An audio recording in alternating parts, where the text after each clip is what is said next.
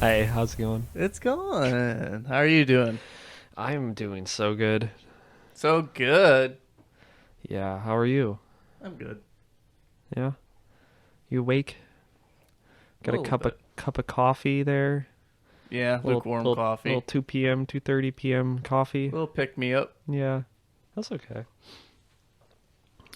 It's earlier. I feel like I'm not as on, but that's okay. It's okay not to be so on. Yeah, I'm turned on, but I'm not. All right. I'm not on. Yeah. Yeah. Hi. Your kitty's on my chair. I see that. Yeah. No. So I've been down here trying to get everything organized for our new setup, and the animals have been going crazy the whole time. They turned it into an obstacle course down here, so Yeah, well, you're fucking with their environment. I'm fucking with their natural habitat down here. Yeah, Yeah. I that's gave them kind of like a box fort over there. Like you could see Aggie's over there chilling out, so they've been kind of just running in and out of there here. So yeah. She's chill as long as someone doesn't go and try to take her stoop. let's take her stoop. Yeah, Yeah. she's stoop kid. Stoop kid won't leave the stoop. Yeah, Yeah. what a chuggy thing to say. Okay. Going back to the Chugs. Oh hell yeah. Yeah. Oh, That the really chug. like fucked with me. Like I couldn't stop saying that word until I was like thinking it. I kept saying it too. Chug. It's a fun word to say. It's a fun insult to give Yeah. somebody when they tell It's you. creative. I have Yeah. to give it to them. It's a great way to ruin someone's day when they want to tell you about something they like, and you're like, Yeah. well, that's a fucking chug thing to like. Me and Jordan, we went to like Joanne's Fabrics not too long after that, and like we're just looking at everything, and I just kept looking at like the signs and all stuff. Like, man, this is like the chuggiest store, and it sucks because I really like Joanne's Fabrics. As a man, it's fun. I haven't gone in enough. Is it not the store with no music? You know, I guess It's I like eerily silent. You know, I guess I never noticed that while I was You're there. welcome. Nice. It's gonna wreck you now. Oh, thank you. Yeah, it's very quiet. But I guess it's better than Hobby Lobby as far as what they're about. I don't know what they're about, which they could be about something horrible, but the fact that I don't know, it must mean they're better than Hobby Lobby. I think them and Chick-fil-A are probably like, kind of like equal, kind of like True. The thing is, you can get stuff from Hobby Lobby anywhere. yeah. You can't get Chick-fil-A anywhere. Okay. There's something about them that's so unique with their food that I feel like people can boycott Hobby Lobby all they want, but when they think about Chick-fil-A, they're like, "Oh man, it's kind of good." I really don't like Chick-fil-A. Really? No, no. I honestly think it's bland and kind of overhyped. It's Why would bland say if you don't something use so the sauce. controversial yet so brave? Yeah. I don't have my volume up all the way. I don't either, so that's why I didn't hear it. Which one did Why you would you hit? say something so controversial yet so Oh. brave? Yeah, it is kind of like it's controversial to say Chick-fil-A's food is bad, but it's not controversial to say that Chick-fil-A's a bad company. You know, I just every time someone's tried showing it to me, I never was impressed. The nuggets, everyone gets really hype about the nuggets. They're just bland Yeah. to me. I don't know. I get the sandwich and I dip it in the sauce, and that's pretty good. And the fries are good too. I'll give them that. But yeah, I didn't get into it until I went to the mall, and I remember I had the same thought you did, and I feel like when I said that, like, it's kind of bland. I don't really like it. I don't understand it. Like, I feel like the music turned off and people turned around and looked at me. 'Cause Yeah. it's so embedded in mall culture to like Chick-fil-A, because it's probably the only good restaurant that's at the mall Okay. that's not a pretzel. All right. Sometimes a pretzel just hits right. Though. Oh my like, God, dude. Sometimes just having just a salty, like kind of like straight out of the warmer Yeah. pretzel. Are you an With- Auntie Anne's guy or a Ben's guy? You know, I'm never picky. If you put a pretzel in front of me, I'm gonna eat it. Yeah. For those that don't know, Ben's Pretzel is a regional pretzel place. Yeah. Started in, I want to say Goshen. Oh, I don't know. I don't know the history of it. Oh, yeah. It's around here. I think Auntie Anne's is yeah, full everywhere place. Yeah. But yeah, we talk a lot about the mall because we're from the Midwest, and compared to other places, that's all we have for like recreation, unless you want to go to like a park.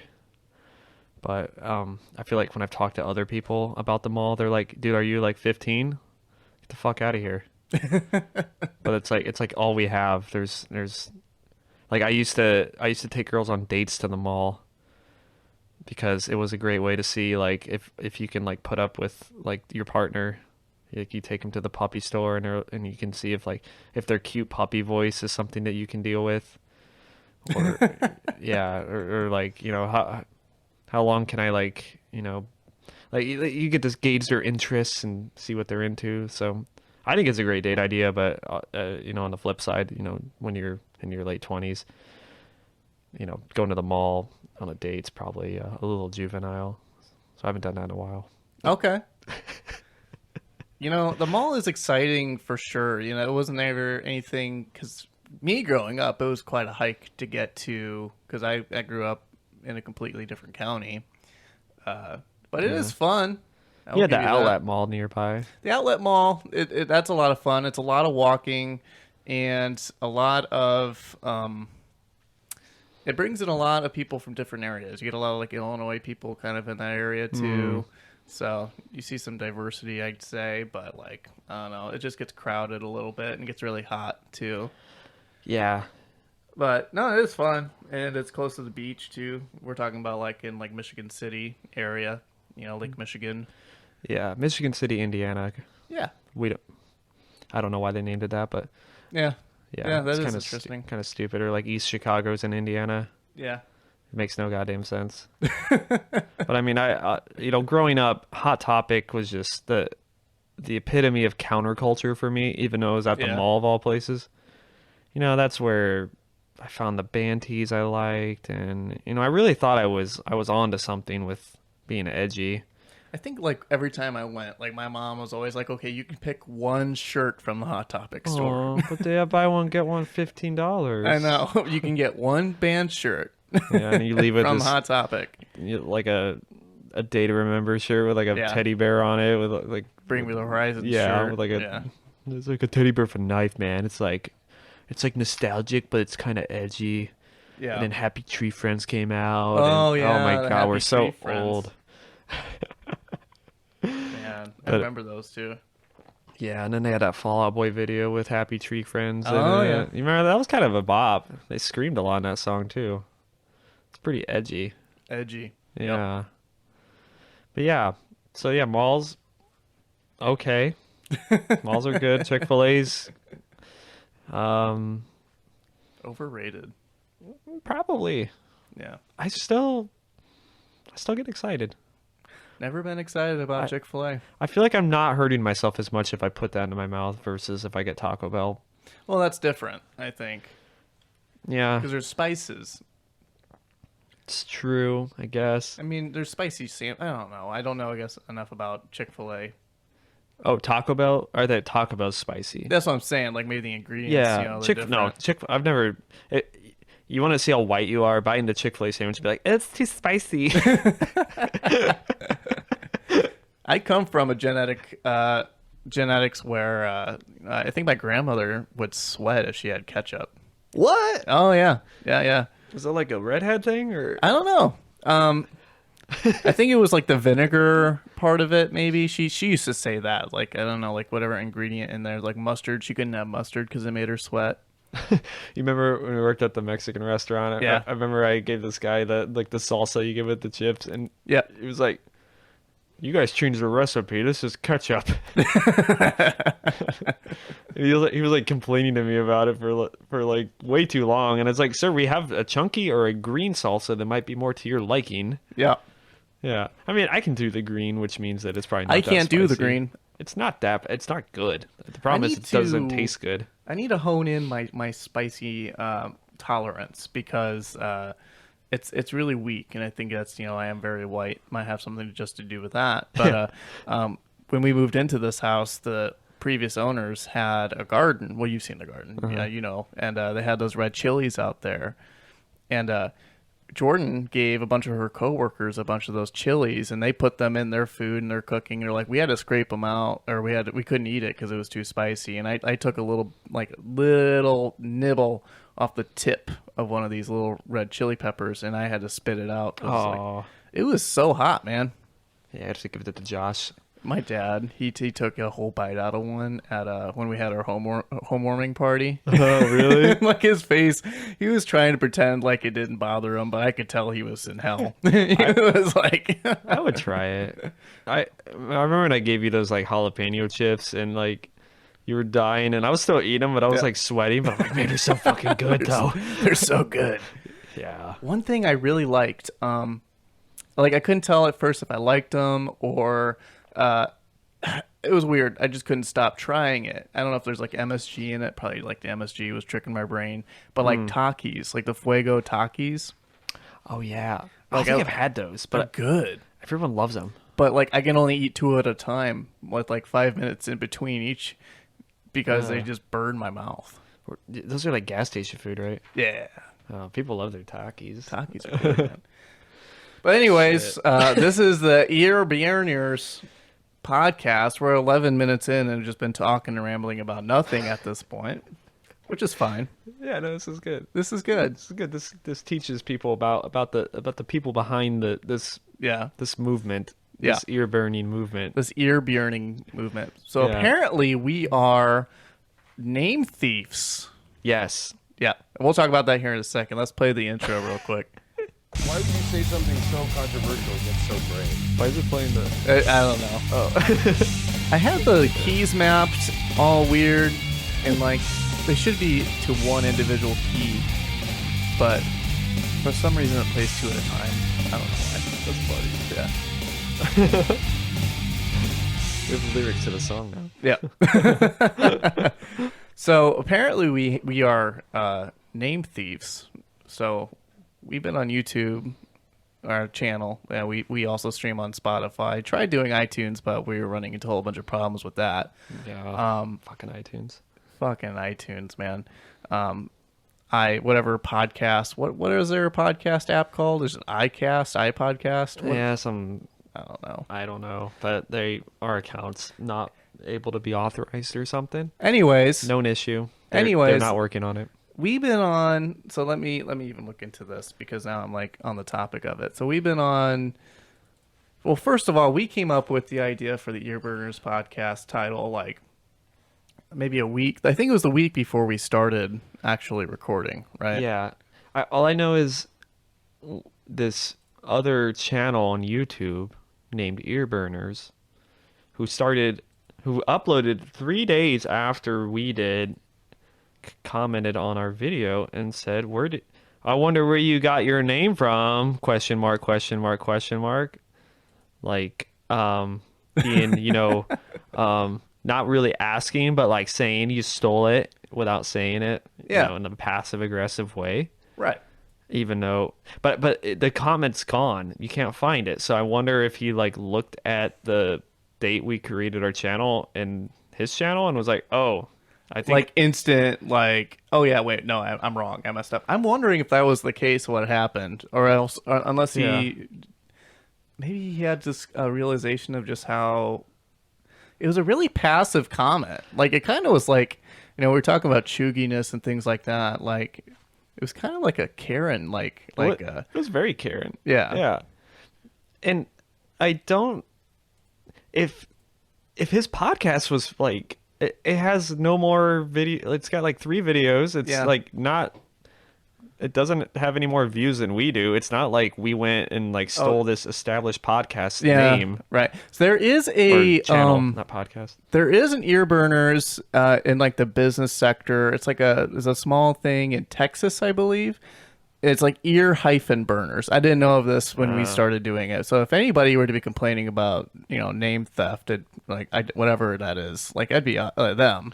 Yeah. But like I said, they're not music related. I think they're purely the business sector. Right. But I guess if we threw podcast at the end, which we do in most places, just not YouTube. Do we really? Because I don't think even on our Spotify it says podcast. Oh, really? No, it's just Earburners. Oh, well, shit. Never mind. I know our email is that.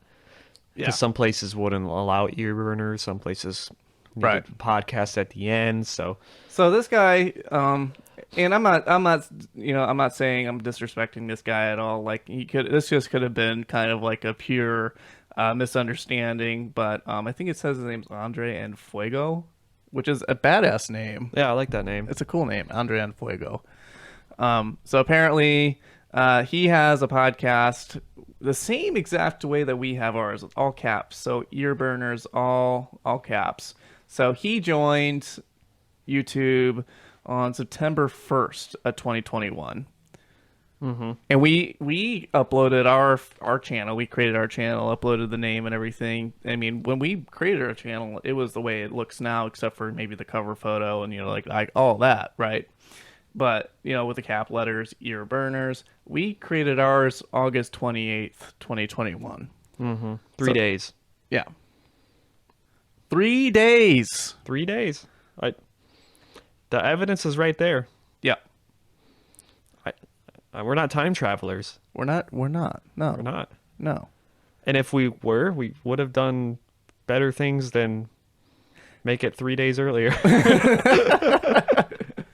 And honestly, like, it's almost insinuating that we like looked up this guy specifically, this man with 119 views, and like, oh, we like that. That's probably more than us, but still. And yeah, it is. We're at 79 at this point. I mean, we're nothing. Like, we only have 2 subscribers, which is literally the both of us. Yeah, that's fine. But I think we looked. And YouTube's not probably where we're gonna get our views. No, it's probably fine. not. So YouTube's like just something we add on just to get it out somewhere else. But yeah, I mean, we looked it up. There weren't an ear burners channel because at the time there wasn't. Right. There is now though. There are 2. But go check Andre's stuff out. Yeah.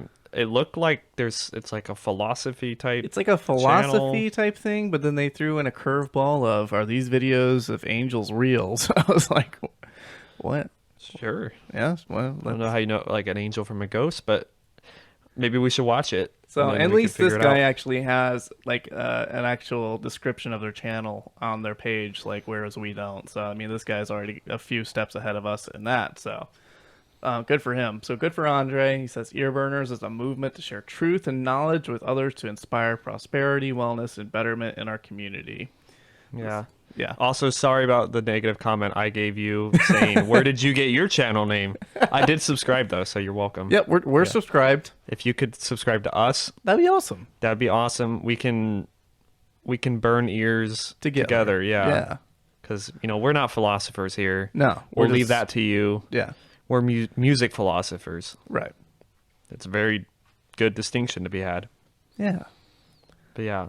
And I think Andre, what he does better than us is stays on topic and focus. Yeah, Because probably. we're like 20 minutes in Yep. without talking about the album. Not even mentioning the album. Not even mentioning the album. Not even mentioning, right. I could have maybe tied it in with our reminiscing of the mall, Right. but that would only work if we were talking about like Chiodos or like some band that is actually linked to mall culture, Right. which this is not. Right. Yeah, this is a much different band. They are Bark Psychosis. Bark Psychosis. Bark Psychosis. Yeah. Album Hex, 1994. Total of 51 minutes long, 18 seconds, with 7 songs. And this was a kind of a switch up on Brock's decisions. So he usually does metal music, and this was kind of a nice change up from that. Yeah, I like this album. It was nice to listen to. Really relaxing. So initial thoughts,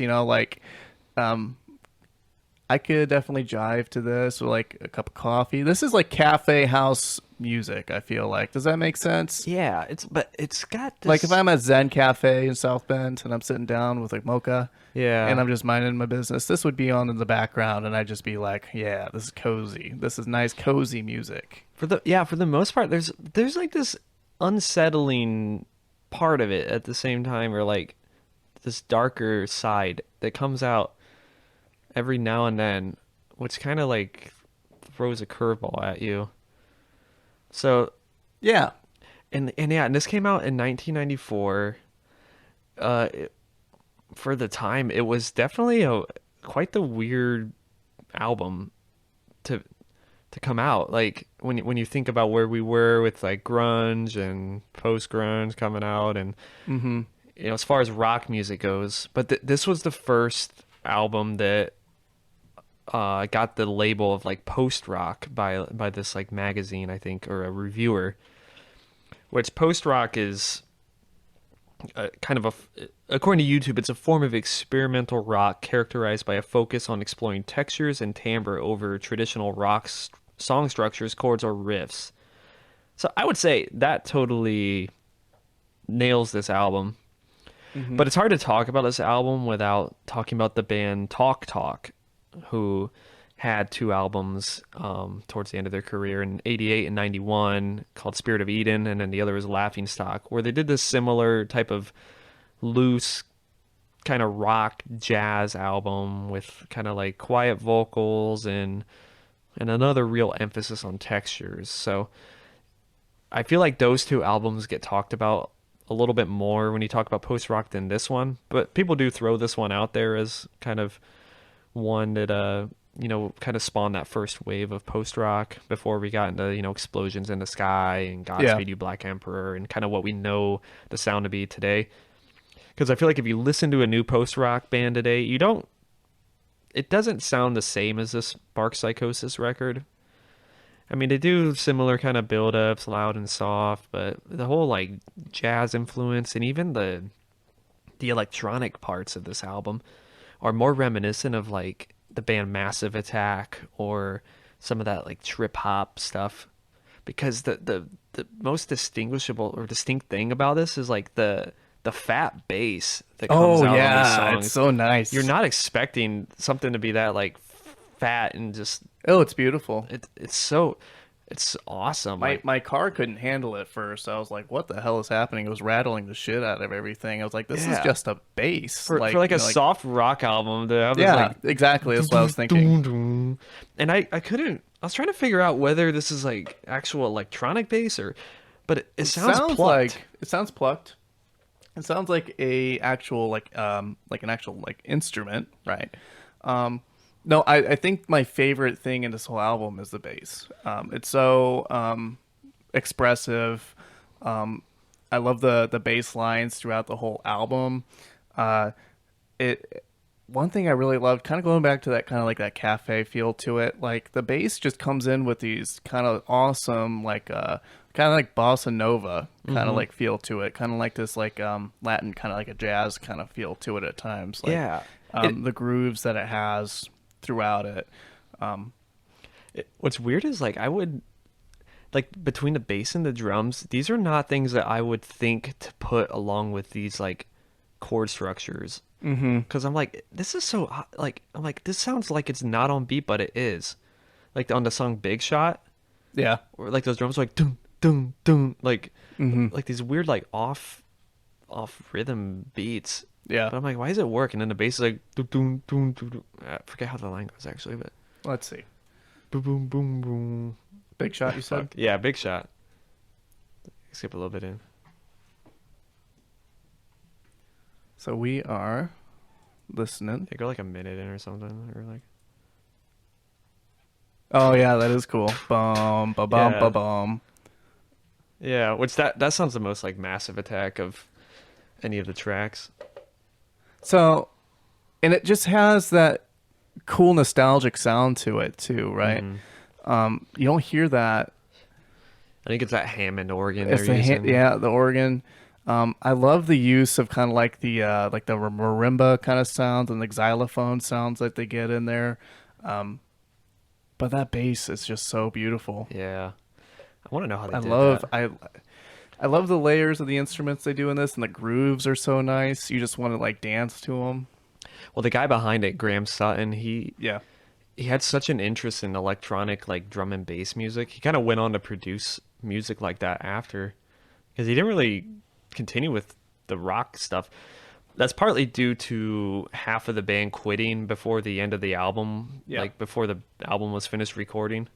because it took them a year to do it, and they recorded it in this church that they had used for their prior single Scum, and it was like such an exhausting process that like the half of the band quit by the end of it. That's why really? there's barely any like there's only one live video of them, and they just went defunct after this came out. But apparently a lot of this album is sampled.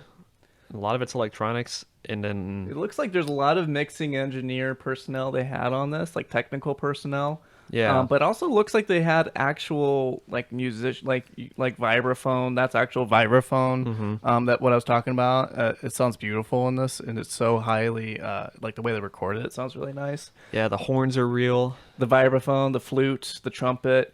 The trumpet in this is awesome. Oh my god, those freakouts it has. I love the beginning of a street scene. Let me see. Oh yeah, when they do that little riff. Well, this one's probably the most bossa nova. Also, we gotta talk about this guitar tone. Oh, I want all of their pedals. I would love to recreate every guitar tone setting, whatever they did. Yeah, I agree. But so much of it's so organic. I don't know if like the equipment's there these days, or at least affordable. Because like try to buy a Hammond organ, it's like they're like Right. $2,000, and I looked at the plug-in, it was like $300 just for a plug-in. Yeah, that's insane. But like these, the guitar tones, the effects that they get are so spacey, but like warm. Yeah, Well, they're like there's like this light tremolo effect on it. right there. Yeah, this. Beginning of Absent Friend. Yeah. It's so beautiful. Oh, this song's gorgeous. And I like this. It has such a sleepy kind of like a sleepy feel to it. Like you're just in like a sleepy little town, like. And like, have you ever heard reverb on drums that sounds this good? Like it's caked on there, but Right. they said they got natural reverb from the church. They didn't run it through like, effects like you would normally do in a Really? studio. They just captured the whole. Like, I think the church is like a really old looking church, so you got that natural like bounciness. Yeah. And the bass. The bass is amazing. The bassist is who's the bass player here? John Ling, man. John Ling, you are a fucking god. The Seriously. god of minimalist bass. It's so good. But like, I would have never thought to do this rhythm over this. I would do like a long drawn out boo boo, just. But it's like this. It's almost odd, like an odd time. It's. I don't want to say polyrhythmic, because that's pretentious. I'm trying to find one of these trumpet solos here. And then it has these moments like this too, like an Absent Friend, where it has these open moments where it's just kind of the keyboards are really impressive too. Or in Eyes and Smiles, there's a lot of like horns. I think that's one. That's I the might be most thinking of. Swans like song. Finger Spit's kind of out there too. Yeah, that song is crazy. Like they're purposely playing the wrong notes. Like the piano player's just like Yeah, like yeah. smashing It on kind of it. splashes in there with these like dissonant like Yeah. notes that don't even. Yeah, That's their angriest. yeah. And this is probably the most post rock of them. There we go. Yeah, about midway into Eyes and Smiles. Yeah. Yeah. This Oh, song's it's so fucking great. beautiful, man.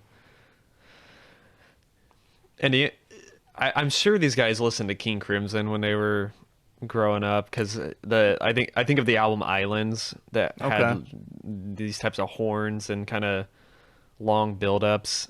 So you're referencing a lot of music groups that I've always wanted to get into. So you reference like Talk Talk, now King Crimson. I think you mentioned one other, but both bands are ones that I've always wanted to get into myself. So if they're anything like this, I'd definitely be interested in listening.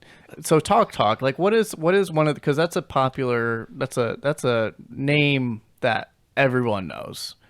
Like, what's a Yeah. Talk Talk song that is, universally known by almost everybody. You've heard it. It's the one that I forget how it goes. It was covered by No Doubt, Gwen Stefani. Okay. But that's not. They like abandoned this whole like pop song structure when they did that Spirit of Eden album. So Okay. they were both flops. Oh, it's My Life. Yeah, It's My Life. Don't you forget that one? Yeah. Okay. But yeah. It's really poppy. Yeah. Yeah, and then they did that album, then they did one after called like The Color of Spring, I think. And then after that album was super successful. And then they decided to just go as weird as possible. And then they made these weird, like, similar stuff to what Bark Psychosis is doing. Yeah. So then they just, they did Laughingstock, and then they just kind of, like, broke up Okay. after. Similar to what Bark Psychosis did. They came out with this, like, exhausting album that took forever to record and was just so focused on textures and not really doing any type of pop song structures, and then they just vanished, Yeah. and we're left with these beautiful tokens of the 90s. Yeah. It's so nostalgic. A lot of the sounds that come from this album come from my childhood, like whether it's the synth they're using or like even the sound of the vibraphone and like the chords, but it's very nostalgic. Yeah, And I think that's why it's but not dated. right. It's warm and comforting, and yeah. But they do have that dissonance in there. So like there's parts in the songs where it's that nice bass that's going through, but like over the top is just this fuzzed out, distorted mass of Like sound. A street scene. I think it might be in a street scene. I think Yeah, you're they're right. just Yeah, it Yeah. just it sounds like somebody put a plastic bag in a room, like a fan. You know what I'm saying? Like it has like or like a card in a tire spoke, Yeah. like a bike tire. Kind of like that. Yeah, I want to say that's something they sampled. Let me see. Yeah. Right there. Yeah. Or it almost sounds like the trumpets, like, Yeah. Like in a mouthpiece or yeah, poor guy. there again, yeah. Yeah.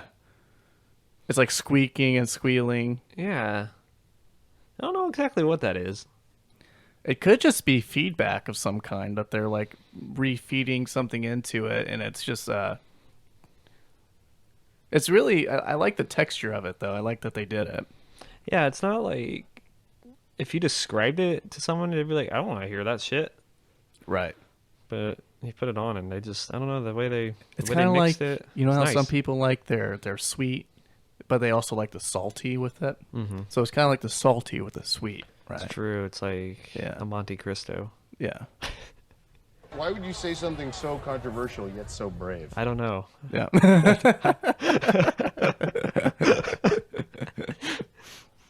I don't know if that's controversial. It's a pretty popular sandwich, but when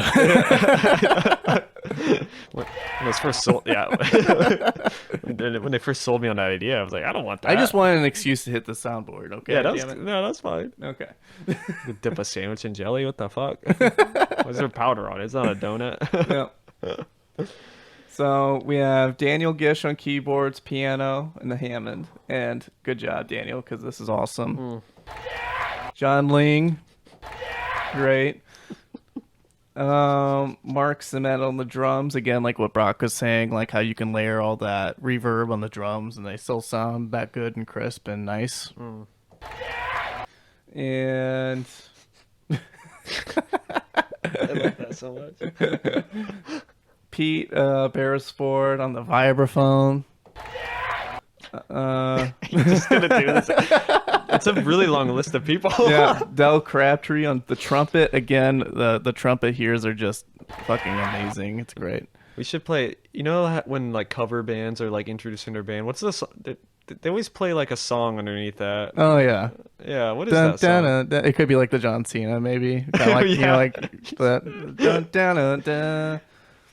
I don't think it's that, but Well, I know, like what in like basketball, it's Zombie Nation, I think. Da, da, da, da, da, oh yeah, da, da, da, da, da, da, da. yeah. I don't think they do. I'm trying to think like at some shitty bar. They're like, yo, we got Mr. Pete Rap-a-catsy on the keys. Ladies, you single? I knew that was coming. Yeah, there's a fuck ton of people that worked on this thing. Oh yeah, yeah. Did How you do happen to watch the live video? No. They did Big Shot. Someone like spliced in like a shitty version of the footage and then like a nicer one. But they like played the fuck out of it and just repeated it, and it's an okay recording, but that's all we have of these guys. There's not many interviews besides kind of what Wikipedia showed, where people just said, yeah, Graham was kind of an asshole during the recording, but we appreciated the attention to detail. So Graham Sutton, He's the guy. And okay, so Graham Sutton is like the vocalist, kind of like the front man of this group. Okay. He is best known as lead and key figure of seminal post-rock band Bark Psychosis, as well as being producer of alternate rock band since the late 1990s. So he's had his hand in the music biz for a while now. He's been doing stuff. What do you think of his singing voice? I think it's pretty terrible. Yeah. I think it was probably my least favorite thing, honestly. Yeah. It's weak. Like, I don't know. I just didn't like. I could have done without it. If this was an instrumental album, I would have loved it. Yeah.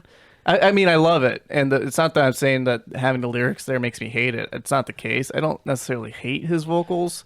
It's but, not. It doesn't impede as much as it could have, which is I mean, okay. there's like only a few. Like, okay, one moment, like I think in Finger Spit, like in like the upside down, and then it kind of does like the. Let me see if I can find it. Because it's like towards the end he starts doing that kind of motif of that. And Finger Spit was probably the hardest song for me to enjoy. It took a couple listens for I really. Am I in the right place? I think this one probably has the more, He actually as far as vocals. he does inflections. Yeah. For once. And I like how it does that. It goes like boom. Yeah. And the After he, drums. and then has the nice little jazz drums. Yeah, are we gonna get Boom, copyright boom. stricken? Huh? Are we gonna get copyright stricken? Oh, it's not recording this. Oh, it's not. No, Oh, this is recording us. oh, I see. So like people can't hear any of this. No, but we're referencing it. Oh, okay, that's fine. Actually, If they want to listen, like we encourage people to listen to this before we listen or listen along with us. That way they can get an idea what we're talking about. Yeah, no, I like that we're doing it like this. Mm-hmm. I thought you were just recording it in. I'm like, okay, No, cool, okay. Yeah, he doesn't bother me that much. Thankfully, if he was like louder and more present, I think I would be pretty annoyed with this album. Their 2004 album, he came back for a bit and released an album called like codenamed Dust Sucker.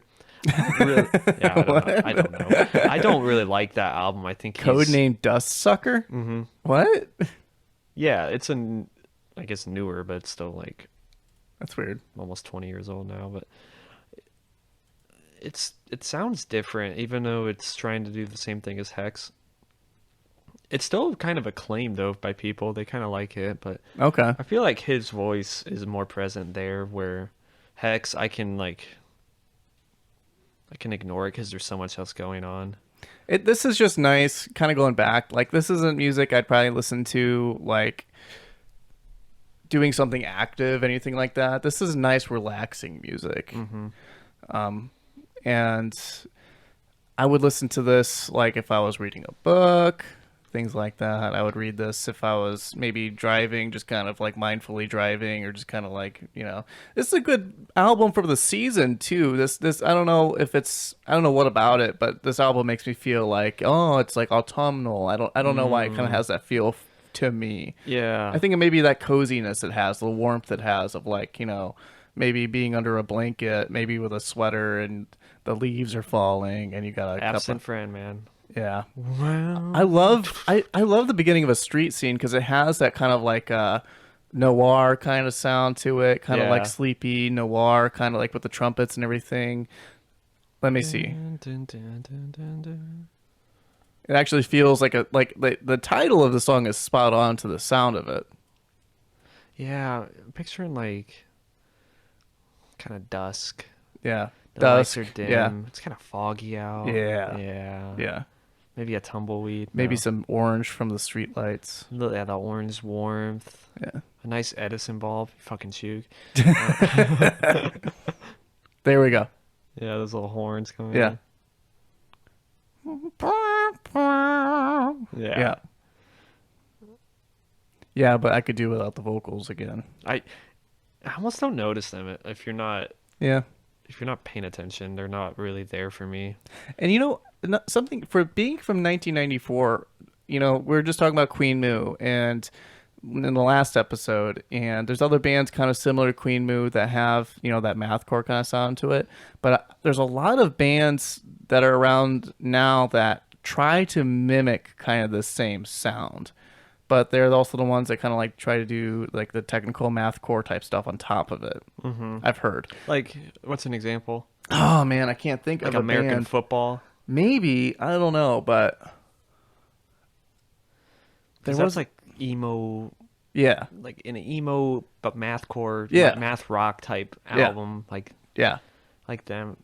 I haven't heard anyone who's like successfully done this sound, yeah. but I think it's hard because they did it in a church. Mm-hmm. It's as organic as it is inorganic, as electronic as it is acoustic, all at the same time. Yeah. And you can't fake reverb like that. No. So I don't know how you do it again without like killing half the band off, which is what happened. Yeah. That happened with Talk Talk. They had so many session musicians come in, and they had like hours and hours of like recordings that they like put together. Yeah, big shot, man. Yeah. Dun, dun, dun, dun, dun. Yeah, fucking banger. Absolute banger. I don't know if I have a favorite. I mean, I've looked at old playlists I've made, and there's always like, There we go. yeah, there's always this song. It's the when it kicks in. It's so nice. That's probably one of my favorite moments. But do you know Massive Attack? I don't think that was the other band you were mentioning. Yeah, that's pull one. them up and Okay. Listen to. I think it's the song Mezzanine, or no, it's either Mezzanine or fuck. Oh, that's so nice. You know what this makes me feel like in Big Shot? Like not as abrasive, but like when you power on a PS2. Oh man. Yeah. Okay, listen to either Mezzanine or Black Milk, whatever you can find. It'll Okay. be off of the first album that comes up. This came out in 1998. They had to have heard Bark Psychosis. So this is the album cover that made me think of Seosin. Oh wow, yeah. You know what I'm saying? Of voices. Yeah. Speaking different voices. Mezzanine. Okay. Ooh. So this is like 4 years later. And the bass, I think the bass is electronic in this. Okay. Whenever it kicks in. It is nice though. I like the. Yeah. I thought about doing this album, but it's really popular, and I feel like more popular than Hex. Ooh. Yeah, that is nice. Yeah. Or go to Black Milk. Black Milk. Yeah. It's like milk but black. Oh. Skip a little bit in, though. Scroll a little bit in. Nice. Damn. I like that. Yeah. That's a good album. I'll have to listen to this. Yeah, I think you would definitely dig that. But Yeah. I compare like as far as the influence of Bark Psychosis goes, it seems like it had more influence on like these trip hop type stuff. I think that's true too. Yeah, like the trip hop, kind of like the spacey, like maybe even kind of vaporwave-ish kind of sounds. True. I mean, Yeah. Vaporwave's trying to be this sound, so I guess Yeah. that would make sense. Yeah, But I can see like as a structure or like a template where later bands got their ideas from, but as far as the sonic side of it, I don't hear any like explosions in the sky in this. 'Cause most of Right. these bands are like doing straight 4/4. They have their high tremolo pick guitars that are caked in delay and reverb. Like take a Gallant Gentleman formula. Right. Does it really match what's going on here? And for any listeners, because we've referenced A Gallant Gentleman a few times in this podcast, anybody who wants to really know what we're talking about with that, look up We Lost the Seas, Gallant Gentleman. It's an amazing track. There's an awesome video that goes with it, too, of them playing it. It's like, we reference it as like your, not run of the mill, but like your definitive like post-rock song that you can listen to in under 7 minutes. Yeah. Because a lot of post-rock songs are longer and have more build-ups. But it's kind of like, I don't know what I consider like a modern gold standard for a build-up. And for like a build-up. It's so beautiful. Yeah. That was, when you showed me that, there was like a while that I just listened to that just back to back. Because it's like so raw, emotional sounding. And they just look it up, guys. It's really good. It's crazy because it came out in 2015, which I feel like there aren't many post-rock bands that come out that are doing something where you're like, wow, this is actually memorable or interesting. Because I feel like Godspeed did it already. Explosions in the Sky did it. Mogwai, Mono, all those bands in the late 90s, early 1000s did it. And then we have all these, second or third and fourth wave bands that haven't really brought anything else to the table. Yeah. At least in my mind. If there is an interesting post-rock album that does something different, I would love to hear it. But in my modern listening or my present day listening of the genre, it just seems like they're doing the Explosions in the Sky method. But I would love to hear more of like this weird jazzy, like, oh yeah, it's sexy too, man. It's a Big Shot's sexy. Yeah. I just, like, as a music creator, I would never think to like use bass like that, use rhythms like that, and I assume these guys all have a jazz background. You know what's a fun fact? This band was actually a Napalm Death cover band. Oh wait, what? Yeah. They started off as I haven't heard any like tracks that they tried to do. They were a Napalm Death cover band? Yeah, or they're a cover band, or maybe it was like a no homage way band. Yeah, they were like trying to do like death metal, no early way. death metal. That's crazy. You never would have. I never would have pulled that from this. Yeah, and then like they Alan came out with Garbrand. this Scum track, which was like 21 minutes of like a lot of it was noise, and Yeah. and then all of a sudden here's Hex. No, I really like this album, and I think it's something. I think I'm gonna spend a little bit more time with it now that I've listened to it a little bit this week, and I think this is just good morning. This is good morning, relaxing, getting up and getting your day started with your cup of coffee music. Yeah. Like kind of chuggy in a way, but I imagine being at a cute little cafe. Kind of got my flannel on. Got your Uggs. Got on. my Uggs on Yeah. tight. Yeah. All cozied up. And then we're listening to Hex by Bark Psychosis. Yep.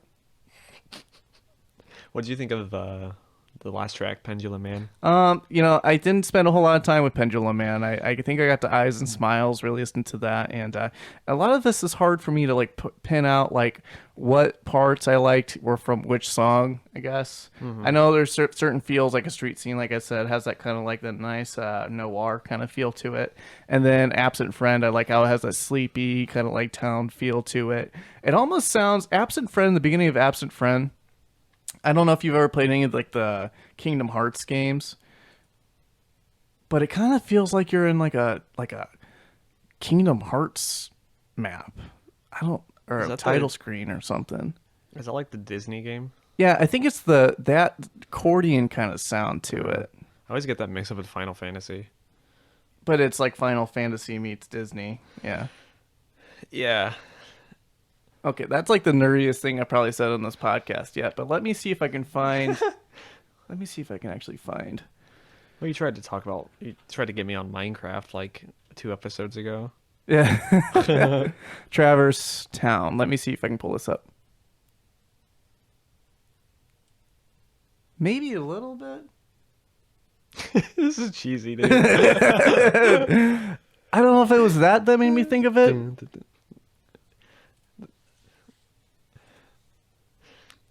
You hear a difference, right? Yeah, I hear a Okay. difference. Yeah. There's definitely a difference, yeah. I kind of wish we were playing this through. Yeah. How could you say something so controversial yet so British? Kingdom of Hearts is Bark Psychosis. I don't even know if it was that 3 hours relaxing and emotional. The drums are kind of similar. There's some nice reverb. I don't. Maybe. What is it with video games though? Like, sure. There's always something to how they either they mix it or the effects they use, but it always comes off like it's from a video game. Mm-hmm. Why is it? What is that? I don't know. What's happening to where if this band Bark Psychosis played that, it would sound not like a video game, but then they're like, Right. they make this song, and I could just picture me entering this little new territory in this free roam game, Right.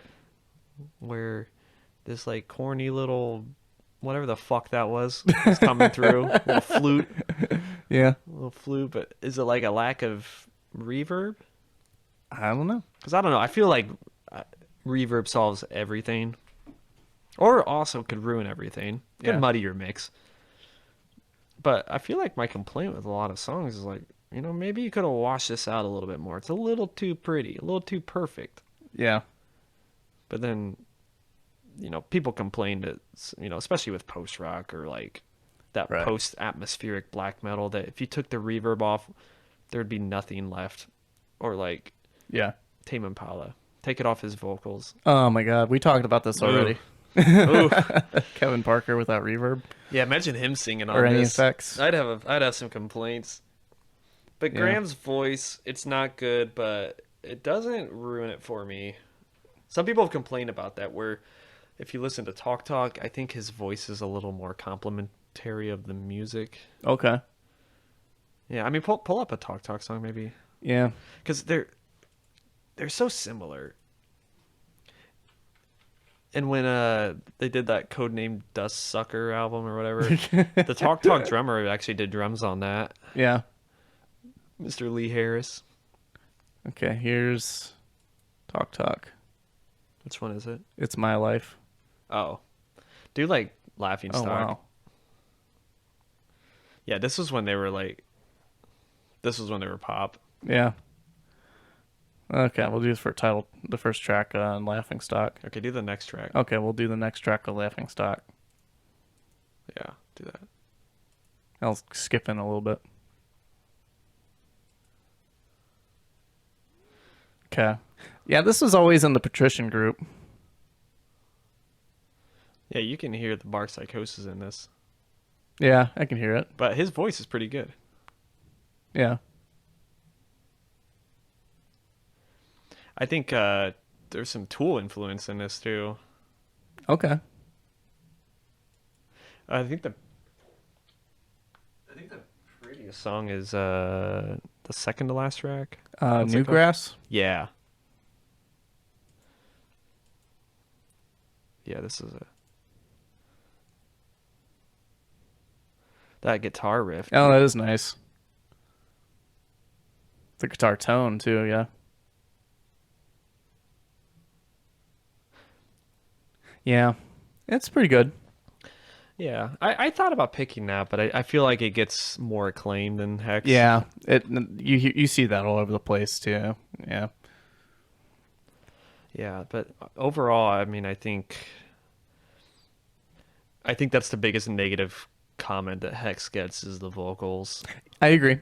Everything else, the musicianship on everything else is amazing. I think my favorite thing is the bass. The bass is awesome. Mm-hmm. I love the trumpet parts that come in. I just love the feel it has. Like it puts you. It's a vibe. It's a vibe. It's a whole ass vibe, man. Whole ass. Yes. Not a half ass. It transports you into a different place. Mm-hmm. Like I was saying, like it takes me to that street scene. It takes me to that feeling of, like where this music would be playing or the feeling it gives me. It's cozy. Yeah. But then it also has kind of that like, I don't know, that dissonance to it too, which I really enjoy. It was really good. Yeah, it pulls you in like from the beginning of the first track, it's got that nice piano intro, but then when it changes, you're like, something you know something different is gonna come out of this, and then that bass, the boom boom boom boom comes in, and you're like, Yeah. what the fuck? And then the drums come in doing this other weird thing that you wouldn't imagine would go with how the song started. Yeah. And then the ending track is such a it's primarily ambient. There's a little bass, but it's just like a perfect, like, lay your head down, Yeah. let us rest, and Yeah. it kind of it leaves you with these nice synths, and then kind of some piano at the end, and maybe the sun's rising, for giving you a little hope for a better tomorrow, Yeah. especially following Finger Spit and Yeah. Eyes and Smiles, which are kind of probably the more intense tracks. Yeah. Like Eyes and Smiles has that weird vocal effect at the end. You know what I'm talking about? He's like, his voice is super distorted. He's like, Yeah. "With the gun." Yeah. It's like really loud. Yeah. I was thinking that too. Like, we could do that too with our plugins and stuff, but Yeah. it's weird. I wonder how they did it back then. It's Yeah, that's a good probably point. not easy. Probably not. Everything was harder. I mean, especially recording like analog. We take for granted that we can have an unlimited number of tracks That is true. in a recording. That and is true. I don't even know how you sample something, but all I know is it means electronic. Yeah.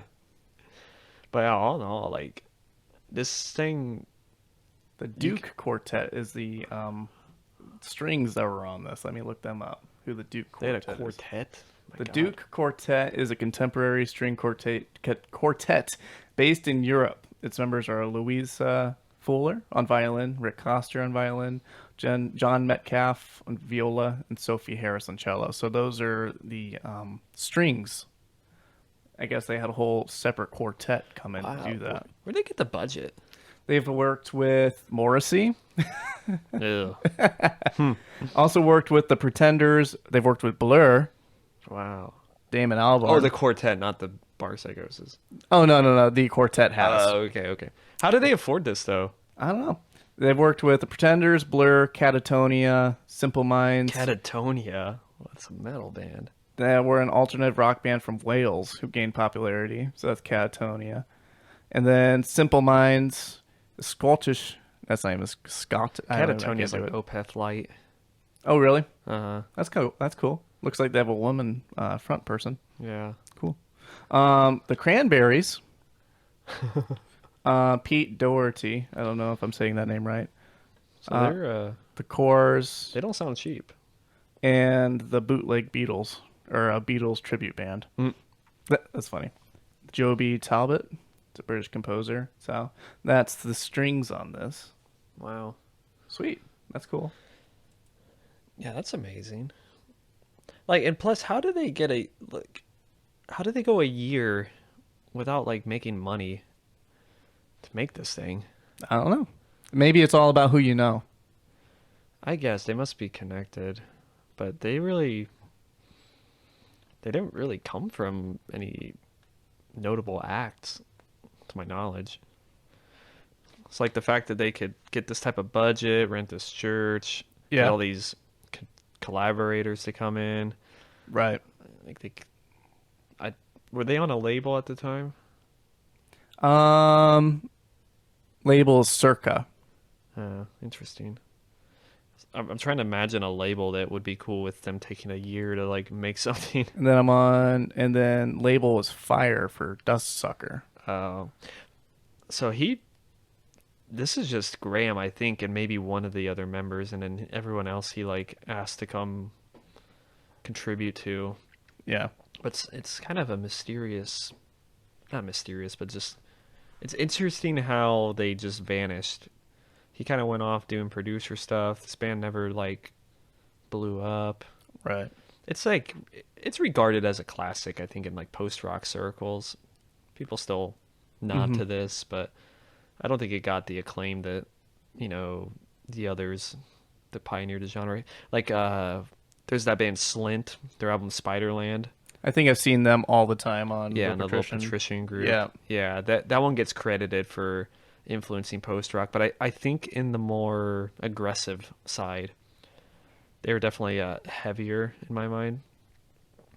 Where Bark Psychosis brings the warmth that I think later bands took hold of when they were Yeah. trying to make their sounds.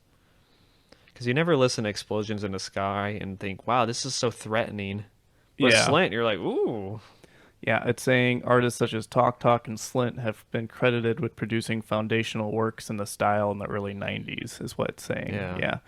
And then I think, Swan's soundtracks for the blind, they had taken that style too, with like the sound and I think Helpless Child. But then that same year, Godspeed came out with their first record. And then from there, I feel like bands took on that Godspeed kind of style. Yeah.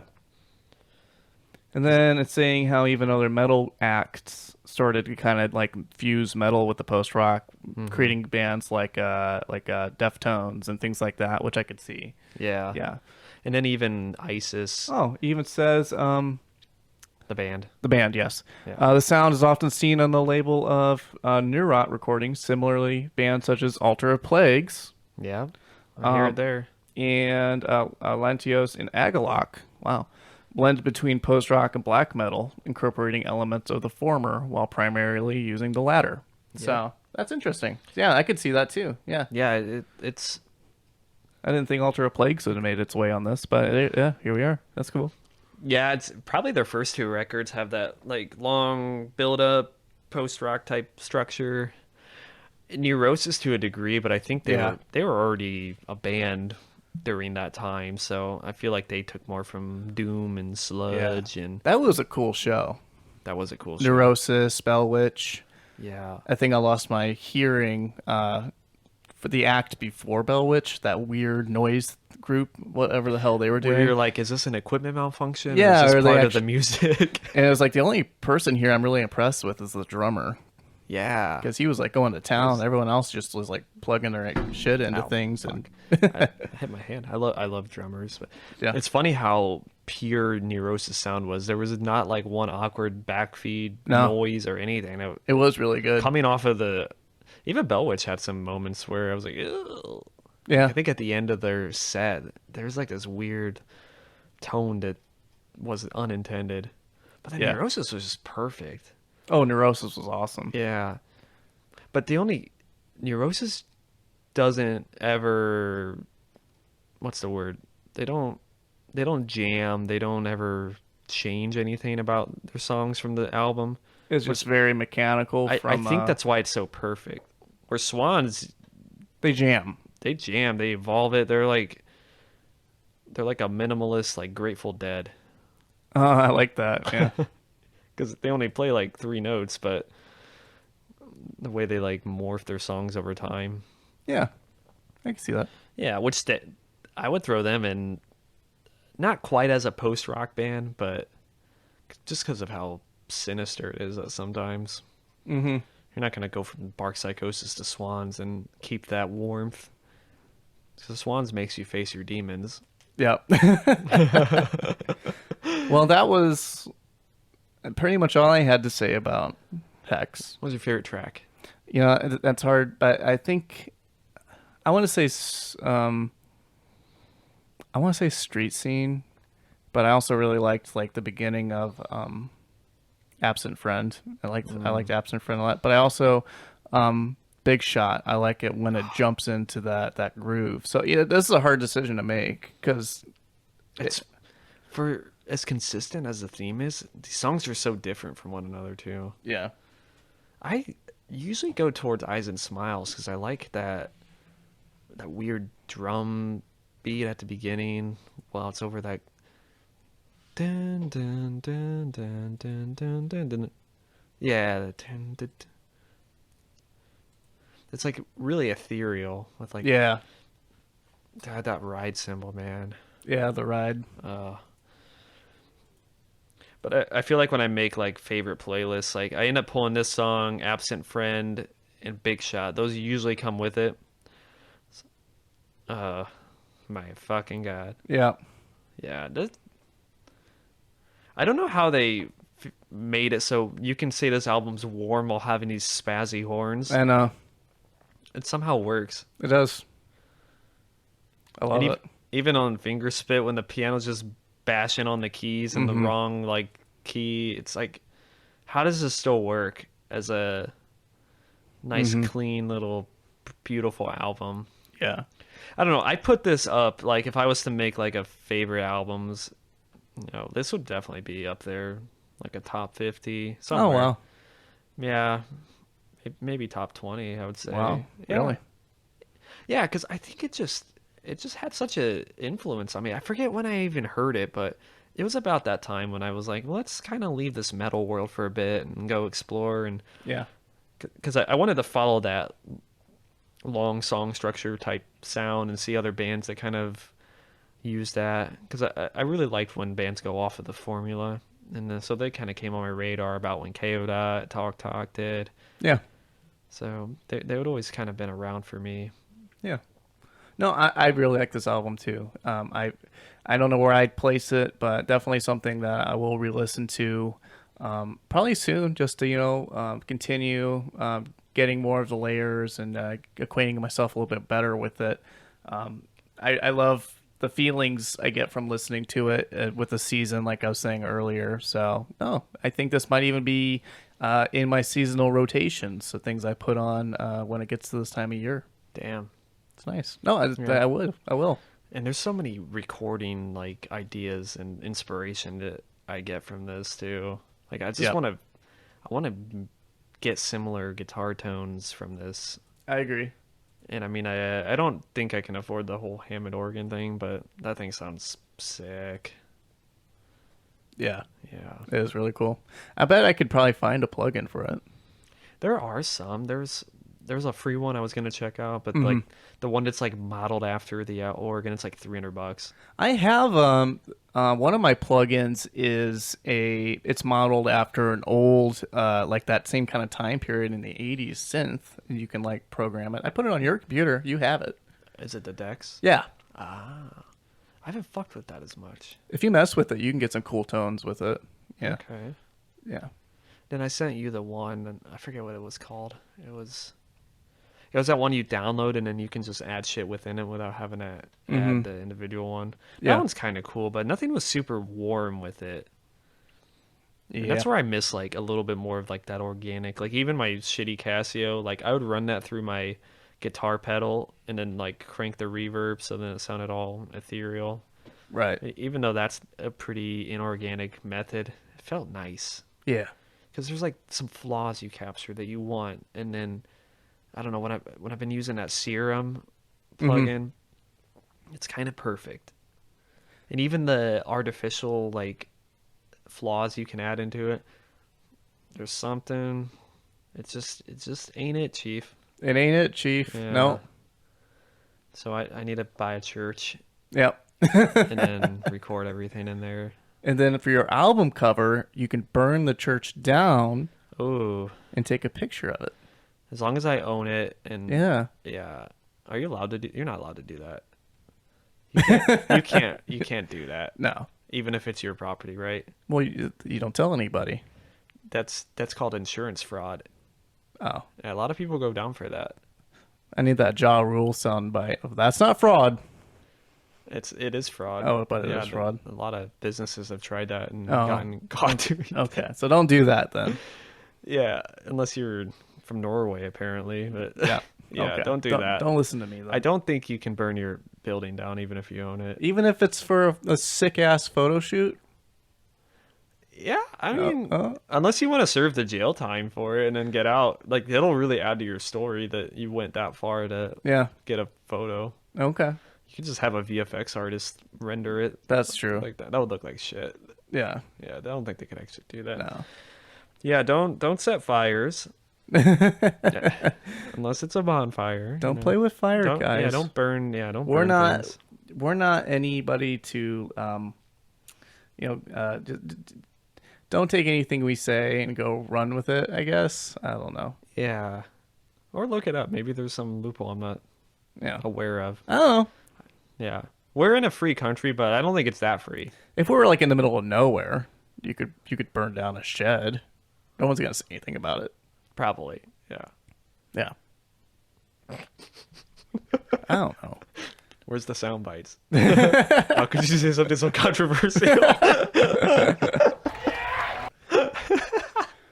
I love our talks. Yeah, me too. Well, that was Bark Psychosis' Hex. I had a good time listening to it. I really appreciate Brock you for choosing this album. It was a nice couple of weeks of listening. Not aggressive. It was a nice, not aggressive couple of weeks. Nothing too heavy, which was good. Yeah. Yeah. Hopefully I didn't pulverize you too much with the priors. No, I'm coming back with a vengeance, though. you're gonna come back with a I vengeance. think so. Okay. Yeah, I think I got plans for you, buddy. Oh, okay.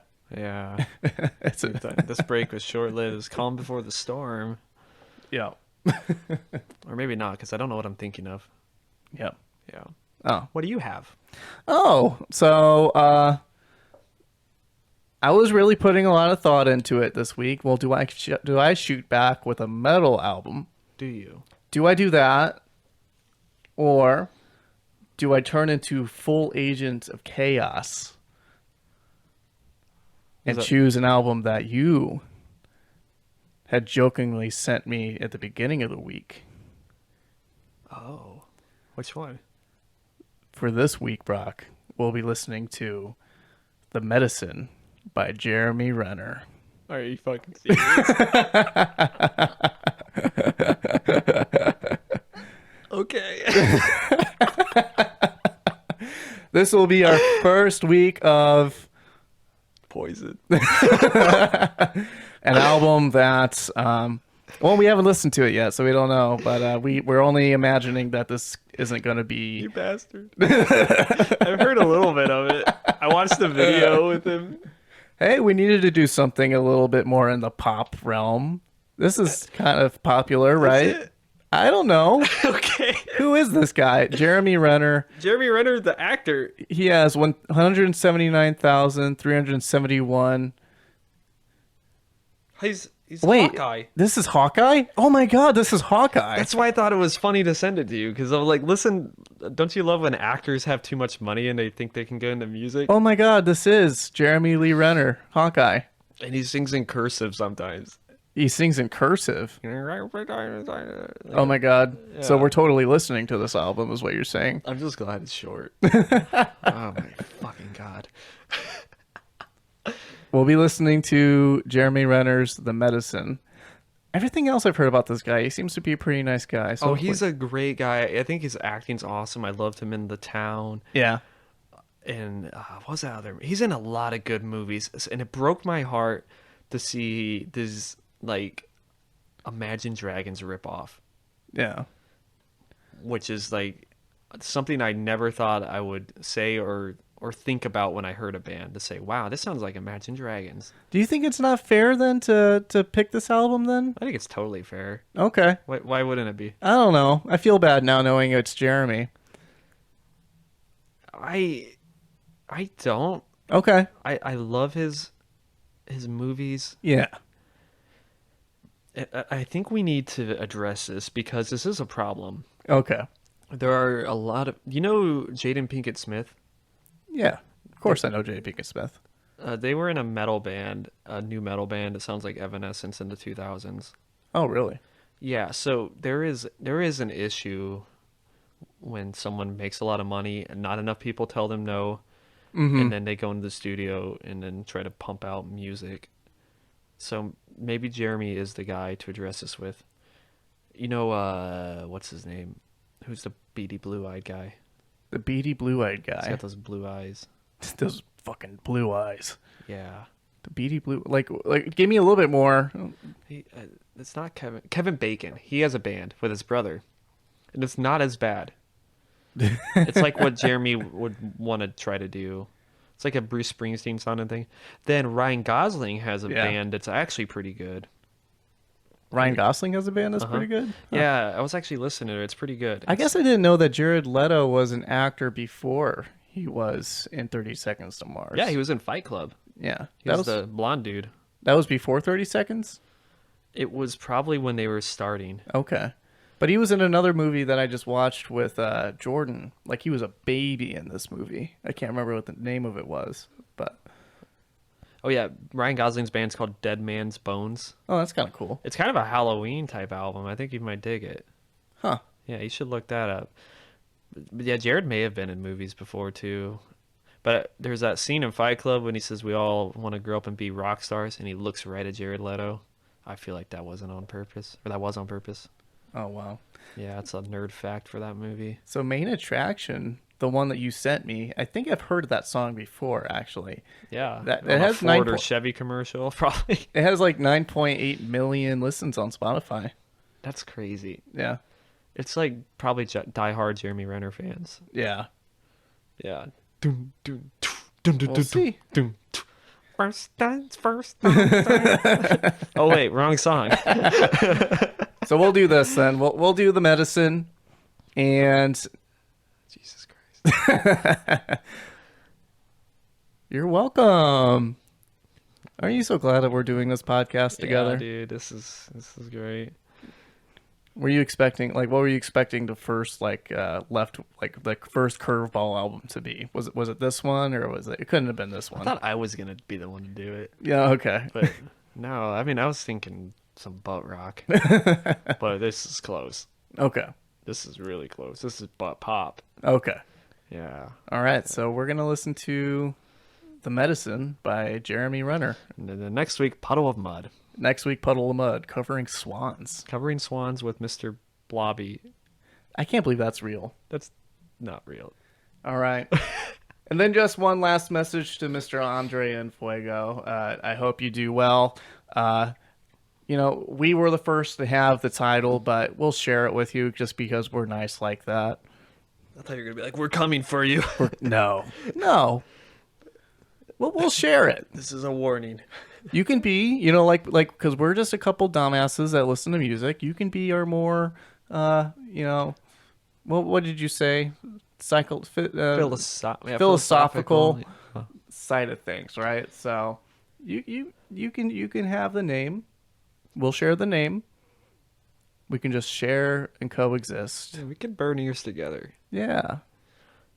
Jeremy Renner. You didn't realize that was Hawkeye. I didn't realize it was Hawkeye, no. That's what makes this great. Oh my god. Well, from the album cover, you only see the back of his head. Watch the video for Main Attraction. I'm so scared. It's like walking into the club, and I'm so he's like, scared. yeah, he's like, there's the girl, and there's like this shot of him. He's like kind of like kicking sand in the desert, and he's got his big coat on. Oh, I'm so scared. Oh my god. All right. I can't wait.